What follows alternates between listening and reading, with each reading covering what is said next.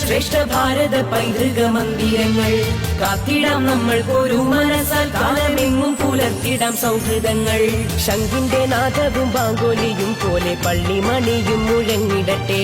ശംഖിന്റെ നാദവും ബാങ്കോലിയും പോലെ പള്ളിമണിയും മുഴങ്ങിടട്ടെ. ഇത് ഭാരതം അതിസുന്ദരം അഭിമാനപൂരിതം, ഇടനെഞ്ചകത്തിലെന്നും അഴകോടെ ശോഭിതം. അറിയാം, നമ്മുടെ കേരള ബാങ്ക് ആരംഭിച്ചിട്ട് വർഷങ്ങൾ പലത് കഴിഞ്ഞെങ്കിലും രീതിയിലുള്ള പ്രവർത്തനമാണ് കേരള ബാങ്ക് നടത്തിക്കൊണ്ടിരിക്കുന്നത്. നമുക്കറിയാം, കേരള ബാങ്കിന്റെ നിക്ഷേപത്തിൽ പകുതിയിലധികവും ഏകദേശം 50 മുതൽ 60% നിക്ഷേപം പ്രാഥമിക സഹകരണ സംഘങ്ങളുടെ നിക്ഷേപമാണ്. പ്രാഥമിക സഹകരണ സംഘങ്ങളുടെ ലക്ഷ്യവും പ്രാഥമിക സഹകരണ സംഘങ്ങളുടെ വളർച്ചയും ഒക്കെ മുന്നിൽ കണ്ടുകൊണ്ടാണ് കേരള ബാങ്ക് രൂപീകരിച്ചതെങ്കിലും ഇന്നിപ്പോൾ കേരള ബാങ്ക് പ്രാഥമിക സഹകരണ സംഘങ്ങളെ ഞെക്കിപ്പിഴിയുന്ന ഒരവസ്ഥയിലേക്ക് എത്തിയിരിക്കുകയാണ്. നിക്ഷേപങ്ങൾക്ക് സംഘങ്ങളുടെ താഴെത്തട്ടിലേക്ക് കയറിയിറങ്ങിക്കൊണ്ട് സ്വർണ്ണപ്പണയ വായ്പകൾ പോലും പ്രാഥമിക സഹകരണ സംഘങ്ങളുടെ മേഖലയിൽ കടന്നു കയറിക്കൊണ്ട് ജില്ലാ ബാങ്ക് ഏകപക്ഷീയമായ രീതിയിലുള്ള ഒരു ബാങ്കിങ് പ്രവർത്തനമാണ് നടത്തുന്നത്.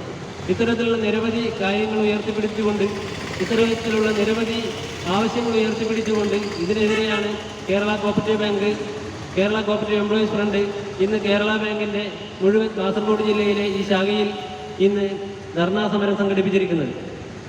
നമുക്കറിയാം, പ്രാഥമിക സഹകരണ സംഘങ്ങളെ തകർക്കുന്ന രീതിയിൽ പ്രാഥമിക സഹകരണ സംഘങ്ങളുടെ തൊട്ടടുത്ത് പോലും ശാഖകൾ ആരംഭിച്ചുകൊണ്ട് ചെറിയ ശതമാനം പലിശ നിരക്കിൽ വായ്പ നൽകിക്കൊണ്ട് പ്രാഥമിക സഹകരണ സംഘങ്ങളുടെ നിക്ഷേപങ്ങൾ സ്വീകരിച്ചുകൊണ്ട് പ്രവർത്തനം നടത്തിക്കൊണ്ടിരിക്കുന്ന ഈ ഒരു അവസ്ഥയിൽ നമുക്ക് പ്രതികരിക്കാതിരിക്കാൻ കഴിയില്ല എന്നതുകൊണ്ടാണ് നമ്മൾ ഇത്തരത്തിലുള്ള ധർണാ സമരവുമായി ഇന്ന് മുന്നോട്ട് വന്നിരിക്കുന്നത്. ഈ ധർണാ സമരത്തിൽ പല കാര്യങ്ങളെക്കുറിച്ചും നമ്മുടെ നേതാക്കന്മാരോട് വിശദമായി കൊണ്ട് നിർത്തുന്നു. ജയ് KCF. എൻ്റെ പ്രിയപ്പെട്ട സഹോദരി സഹോദരന്മാരെ, സുഹൃത്തുക്കളെ, നമ്മുടെ സംസ്ഥാനത്ത് പ്രാഥമിക സഹകരണ സംഘങ്ങളെ തകർക്കുന്ന ലക്ഷ്യത്തോടുകൂടെയാണ് കേരള ബാങ്ക് ഇപ്പോൾ പ്രവർത്തിച്ചുകൊണ്ടിരിക്കുന്നത് എന്ന് നമുക്കറിയാം. ഇതിനെതിരെ സംസ്ഥാനത്തെ മുഴുവൻ ജില്ലകളിലും ഇന്ന് കേരള ബാങ്കിൻ്റെ ജില്ലാ ആസ്ഥാനങ്ങൾക്ക് മുമ്പിൽ ധർണ നടക്കുകയാണ്. അതുപോലെ തന്നെ നമുക്കറിയാം, നമ്മുടെ വളരെ കൊട്ടിഘോഷിച്ചുകൊണ്ട് 2019 നവംബർ 29 കേരള ബാങ്ക് രൂപവൽക്കരിച്ചിട്ടുള്ളത് എന്ന് നമുക്കറിയാം. കേരള ബാങ്ക് രൂപവൽക്കരിച്ച് ഇപ്പോൾ 5 വർഷം പിന്നിട്ടിരിക്കുകയാണ്. 5 വർഷത്തിന് മുമ്പ് ഈ കേരള ബാങ്ക് രൂപീകരിച്ചത് ശ്രീറാം കമ്മിറ്റി റിപ്പോർട്ടിന്റെ അടിസ്ഥാനത്തിലാണ് നമുക്കറിയാം. പ്രാഥമിക സഹകരണ സംഘങ്ങളെ ശാക്തീകരിക്കുക എന്ന ലക്ഷ്യത്തോടെയാണ് ശ്രീറാം കമ്മിറ്റിയുടെ റിപ്പോർട്ടിന്റെ അടിസ്ഥാനത്തിൽ കേരള ബാങ്ക് രൂപീകരിച്ചിട്ടുള്ളത്. തീർച്ചയായും നമ്മുടെ പ്രാഥമിക സഹകരണ സംഘങ്ങളെ ശക്തിപ്പെടുത്തുക, അതുപോലെ തന്നെ നമ്മുടെ സാധാരണക്കാരായ ആളുകൾക്ക് കുറഞ്ഞ നിരക്കിൽ വായ്പ നൽകുക, നമ്മുടെ കേരളത്തിലെ നമ്പർ 1 ബാങ്കായി ഇതിനെ വികസിപ്പിക്കുമെന്ന് പറഞ്ഞുകൊണ്ടാണ് ഈ ബാങ്ക് രൂപീകരിച്ചിട്ടുള്ളത്. ഈ സന്ദർഭത്തിൽ അന്ന് ധനകാര്യമന്ത്രിയായിരുന്ന തോമസ് ഐസക്കും അതുപോലെ തന്നെ സഹകരണ വകുപ്പ് മന്ത്രിയായിരുന്ന കടകംപള്ളി സുരേന്ദ്രൻ ഉൾപ്പെടെയുള്ള ആളുകൾ നിയമസഭയിൽ വാരോധാരയാണ് ഇതിനെ സപ്പോർട്ട് ചെയ്തുകൊണ്ട് പ്രസംഗിച്ചിട്ടുള്ളത് എന്ന് നമുക്കറിയാം. എന്നാൽ ഇന്ന് കേരള ബാങ്കിന്റെ അവസ്ഥ വെളുക്കാൻ തയ്യാറാക്കുന്നതാണ് എന്ന് നമുക്കറിയാം. തദ്ദേശ സ്വയംഭരണ സ്ഥാപനങ്ങളിലെ ഒരു നിക്ഷേപം പോലും കേരള ബാങ്കിന് നേടിയെടുക്കാൻ വേണ്ടി കഴിഞ്ഞിട്ടില്ല.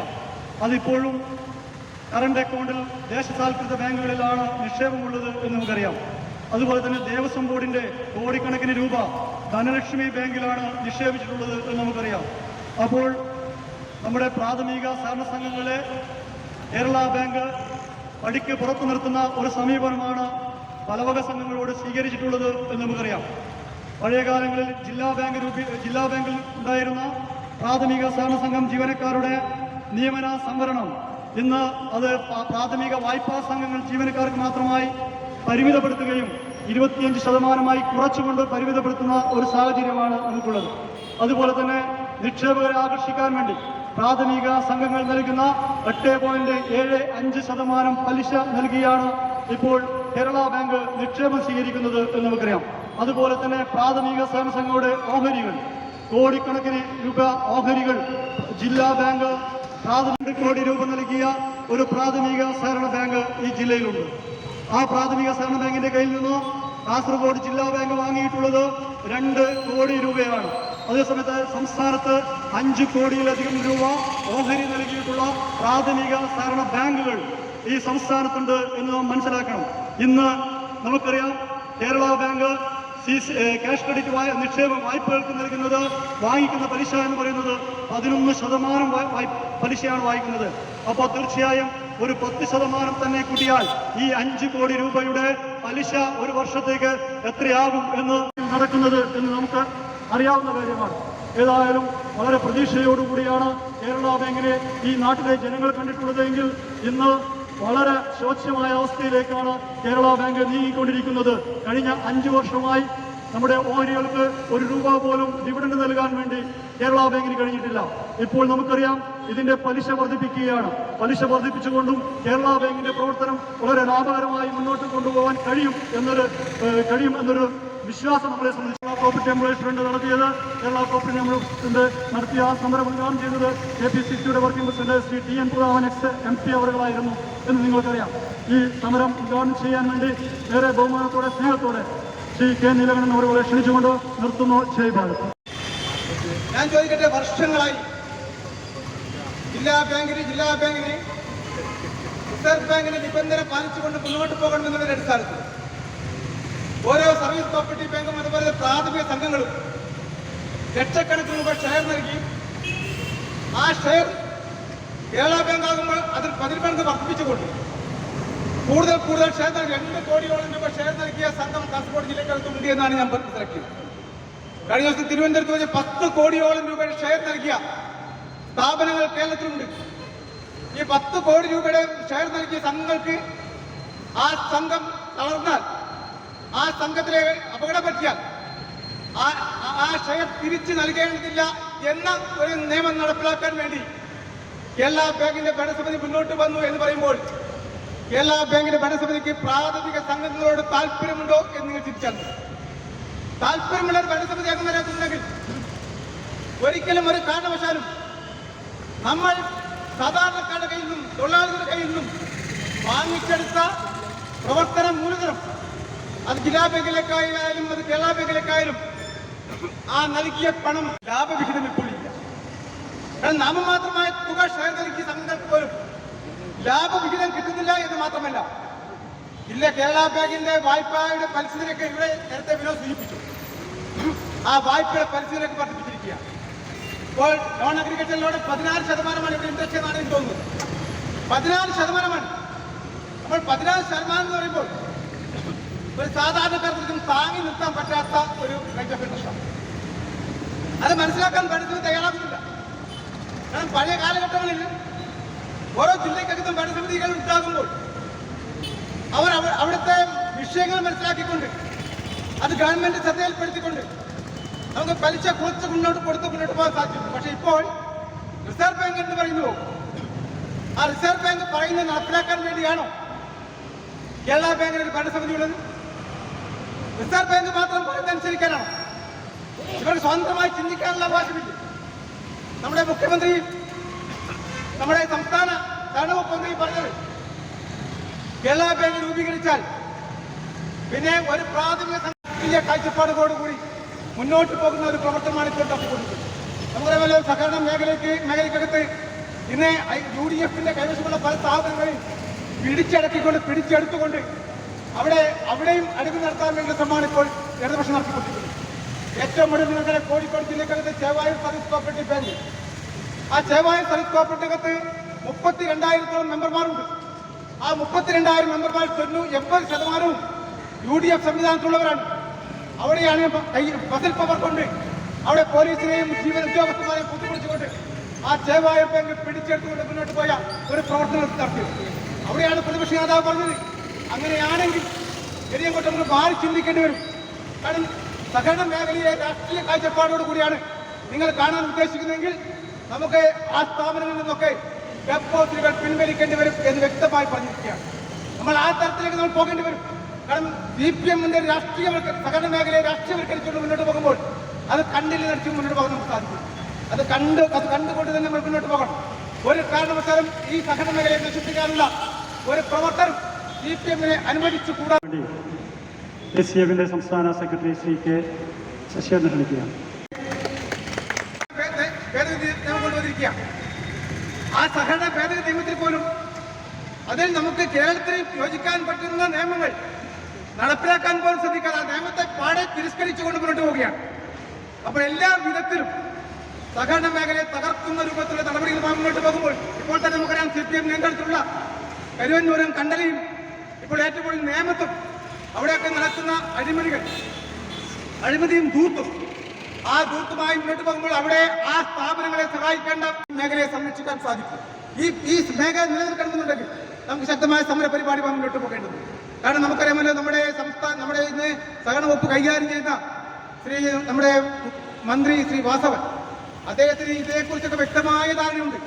കാരണം അദ്ദേഹം പ്രസിഡന്റായ ഒരു സർവീസ് കോപ്പറേറ്റീവ് ബാങ്ക്, അദ്ദേഹം കോട്ടയം ജില്ലയിലെ ഗവൺമെന്റ് സ്വീകരിക്കുന്ന തെറ്റായ നയസമീപനങ്ങൾക്കെതിരെ ഒരു വർഷക്കാലത്തിലേറെയായി അതിശക്തമായ സമര പോരാട്ടങ്ങളുമായിട്ട് കേരളത്തിലെ സഹകരണ പ്രസ്ഥാനത്തെ സംരക്ഷിക്കാനുള്ള ദൃഢപ്രതിജ്ഞയുമായിട്ട് കേരള കോപ്പറേറ്റീവ് എംപ്ലോയീസ് ഫണ്ട് മുന്നോട്ട് പോയിക്കൊണ്ടിരിക്കുകയാണ്.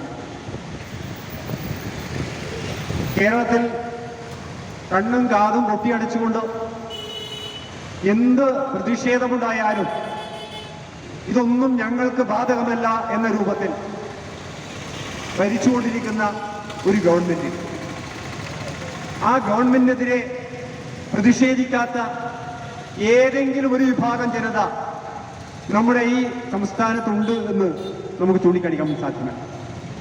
അത്രമാത്രം പ്രയാസങ്ങളുള്ള, എതിർപ്പുള്ള ഒരു ജനസമൂഹമാണ് കേരളത്തിൽ ഈ ഭരണകൂടത്തിനെതിരായിട്ടുള്ളത്. സ്വാഭാവികമായിട്ടും സഹകരണ മേഖലയെക്കുറിച്ച് പറയുമ്പോൾ കേരളത്തിലെ സാധാരണക്കാരന്റെ അത്താണിയാണ് സഹകരണ മേഖല.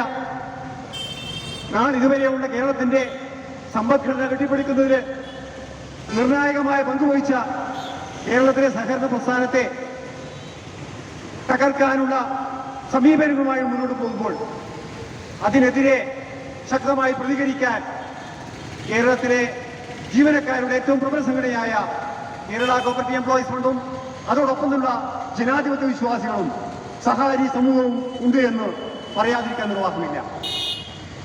നിങ്ങളെ സംബന്ധിച്ചിടത്തോളം, ഇടതുപക്ഷത്തെ സംബന്ധിച്ചിടത്തോളം നിങ്ങൾക്കിതൊന്നും പ്രശ്നമല്ല. अब तरक्की की तरफ बढ़ता हिंदुस्तान है, क्योंकि लीग और कांग्रेस हिंद की आवाज है.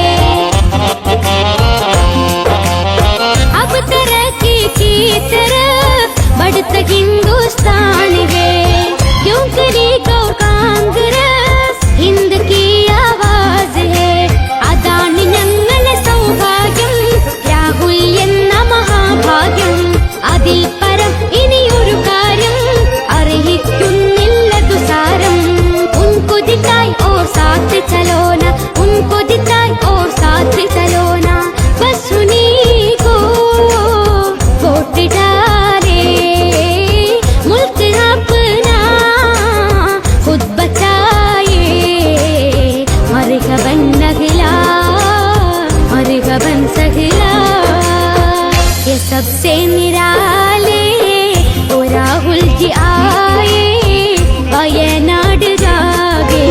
अब तरक्की की तरफ बढ़ता हिंदुस्तान है, क्योंकि लीग और कांग्रेस हिंद की आवाज है.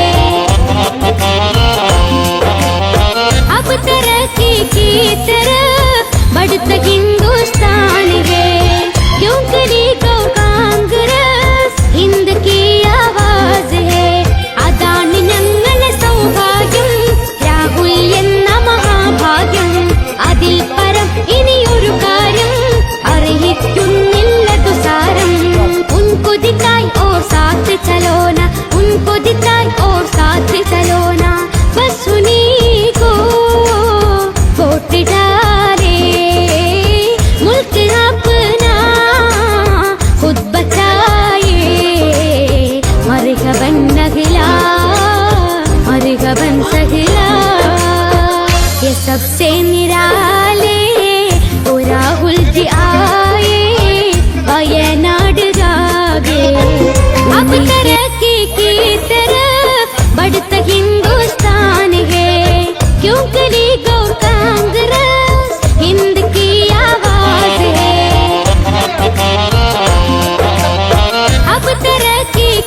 तरफ बढ़ता हिंदुस्तान है क्योंकि लीग और कांग्रेस हिंद की आवाज है അതാണ് ഞങ്ങളുടെ സൗഭാഗ്യം രാഹുൽ എന്ന മഹാഭാഗ്യം അതിൽ പരം ഇനിയൊരു കാര്യം അർഹിക്കുന്നില്ല തുസാരം ഉनको दिखाई और साथ चलो ना उनको दिखाई और साथ चलो ना बस उन्हीं को वोट डाले मुल्क अपना खुद बचाए मरहबन नगला मरहबन सगला ये सबसे निराले ओ राहुल जी आए वयनाड जागे उन्हीं के മറിയം ബോഡി ലോഷന് വെല്ലുന്നൊരു ലോഷൻ നമ്മുടെ കയ്യിൽ എത്തിയിട്ടുണ്ട്. അൽ ഫലാജ് പെർഫ്യൂം ഇൻഡസ്ട്രി എന്നുള്ള ബ്രാൻഡിന്റെ മുസ്കാൻ എന്ന് പറഞ്ഞിട്ടുള്ള ഒരു ബോഡി ലോഷൻ ആണ്. ഇതിന്റെ ബോക്സും കാര്യങ്ങളൊക്കെ ഇതാ ഈ രൂപത്തിലാണ്. നല്ലൊരു ഗിഫ്റ്റിംഗ് പ്രസന്റേഷനും കാര്യങ്ങളൊക്കെ കൊടുത്തിട്ടുണ്ട്. ഇവിടെ നല്ലൊരു മുസ്കാൻ എന്ന അറബിയിൽ കാലിഗ്രഫിയും കാര്യങ്ങളൊക്കെ കൊടുത്തിട്ടുണ്ട്. നല്ല ബ്യൂട്ടിഫുൾ ആയിട്ടുള്ള പ്രസന്റേഷൻ കേട്ടോ. ജസ്റ്റ് ഓപ്പൺ ചെയ്തുതരാം. ഈ രൂപത്തിലായിരിക്കും ഇതിന്റെ ഓപ്പണിങ്ങും പ്രസന്റേഷനും വരുന്നത്. ഇതാണ് മുസ്കാൻ എന്ന് പറഞ്ഞിട്ടുള്ള ബോഡി ലോഷൻ. എന്റെ മോനെ ഇതിന്റെ സ്മെല്ല് സ്നിഫ് ചെയ്യുന്ന വേണം, വേറെ ലെവൽ സ്മെല്ല്. കാരണം മറിയം ബോഡി ലോഷൻ വർഷങ്ങളായിട്ട് ഞാൻ യൂസ് ചെയ്തുകൊണ്ടിരിക്കുന്ന ഒരു ബോഡി ലോഷൻ ആയിരുന്നു. പക്ഷേ മുസ്കാൻ കിട്ടിയതിന് ശേഷം മറിയം ബോഡി ലോഷൻ ഒന്നുമല്ല ചെയ്യുന്ന ഓൾമോസ്റ്റ് ഒരു 99.9% പേരും ഈ ഒരു ഫ്രാഗ്രൻസ് ഇഷ്ടപ്പെടും. കാരണം നല്ലൊരു സ്വീറ്റ് ആയിട്ടുള്ള floral, fruity, vanilla, creamy, candy, milky സ്മെല്ലാണ് മുസ്കാനിൽ വരുന്നത്. വേറെ ലെവൽ സാധനം. ട്രൈ ചെയ്ത് നോക്കി, ഏതായാലും ഡിസപ്പോയിന്റഡ് ആവില്ല. മറിയത്തിനും കാട്ടിയും അത്യാവശ്യം നല്ല ലാസ്റ്റിംഗ് കിട്ടുന്നുണ്ട്. ഇത് നിങ്ങൾ GCCയിലൊക്കെ കുളിച്ച് കഴിഞ്ഞ ശേഷം നെക്കിലൊക്കെ അപ്ലൈ ചെയ്യുന്നുണ്ട്. ക്ലോത്തും കാര്യങ്ങളൊക്കെ ഇട്ട് നിങ്ങൾ ഓഫീസിലൊക്കെ പോയി തിരിച്ചു വന്ന് നിങ്ങൾ ക്ലോത്ത് ചേഞ്ച് ചെയ്യുന്ന സമയത്തും ഈ ഒരു സ്മെല്ല് GCCയിൽ ഫീഡ്ബാക്ക് കിട്ടിയിട്ടുണ്ടെന്ന് അവർ പറഞ്ഞിട്ടുണ്ട്. പിന്നെ അവർ മെയിനായിട്ട് ചെയ്യുന്നത് ഹോൾസെയിലാണ്. ആർക്കെങ്കിലും ബൾക്കായിട്ട് ഹോൾസെയിൽ വേണമെന്നുണ്ടെങ്കിൽ താഴെ കൊടുത്ത് നമ്മളെ കോൺടാക്ട് ചെയ്തോളി. അവർ കാര്യങ്ങളൊക്കെ അറേഞ്ച് ചെയ്യും. ഇനി നാട്ടിലോട്ട് ആർക്കെങ്കിലും ഹോൾസെയിലായിട്ട് വേണമെന്നുണ്ടെങ്കിൽ അതിനെ അവരെ കോൺടാക്ട് ചെയ്തോളി. പിന്നെ പെർഫ്യൂം ഒക്കെ ആർക്കെങ്കിലും മാനുഫാക്ചർ ചെയ്യണമെന്നുണ്ടെങ്കിൽ അതുപോലെ പ്രൈവറ്റ് ലാബിലും കാര്യങ്ങളൊക്കെ ചെയ്യണമെന്നുണ്ടെങ്കിൽ ഇവരെ കോൺടാക്ട് ചെയ്യുക. ഏതായാലും താഴെ ഡിസ്ക്രിപ്ഷനിൽ അവരുടെ കംപ്ലീറ്റ് ഡീറ്റെയിൽസ് ഞാൻ കൊടുക്കുന്നുണ്ട്. ഈ സാധനം നിങ്ങൾ ഓർഡർ ചെയ്തോളി. ഓൾ ഓവർ UAE അവരുടെ ഡെലിവറിയും കാര്യങ്ങളൊക്കെ ചെയ്തിടും.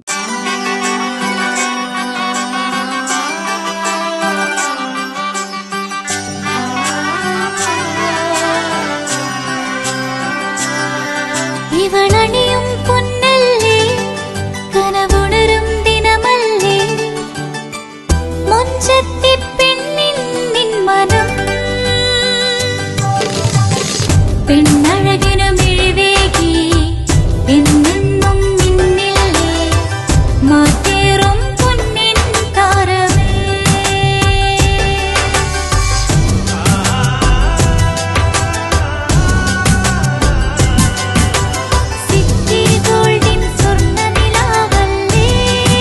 City Gold and Diamonds, Kerala and Karnataka, the glow of purity.